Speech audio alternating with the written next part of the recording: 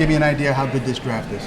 It's a deep draft, one of the better ones I've seen in about 20 years that I've been in the business. How we described it to our owners was, with our 3 second-round picks, you're looking at getting players that in a lot of other years would go in the late first round, so it's exciting.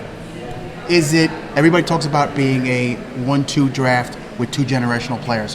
What do you think about that? I agree with that statement. I think there's definitely a line after 2. Not that there's not pretty good players after that, but those top 2 guys are very special, and I think generational is fair. What makes them so special, and have you seen a draft with that 1-2 punch in a while?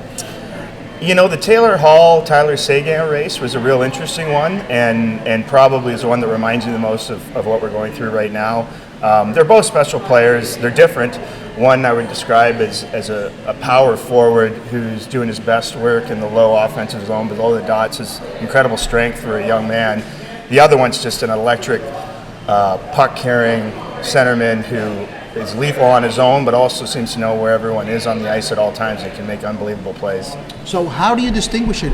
What goes through that you have the number 1 pick, Kaapo, who you say is the power forward, Hughes, who's electric? I mean, what goes into that process? Well, it's made for a really interesting process. Travel over to Europe, a lot of staff discussion. Ray getting maybe as involved as he's been since Nico's year, and you just go through all your due diligence so you arrive at the correct decision.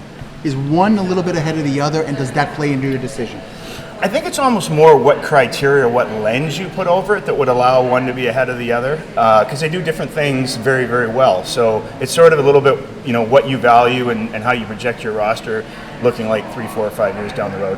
How exciting is it for the Devils to have the first pick? I know you don't want to be here, but when you get here, to see what you're about to draft. We're very fortunate, like having the opportunity to draft Nico 2 years ago and now being in this spot again.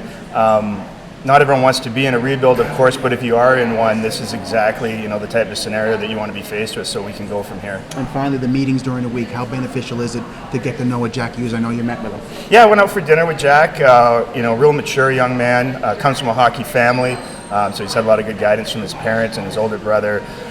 So yeah, it's been great. It's been great to have interviews with other players as well, who we're looking at with those 3 second-round picks and beyond, even deeper in the draft.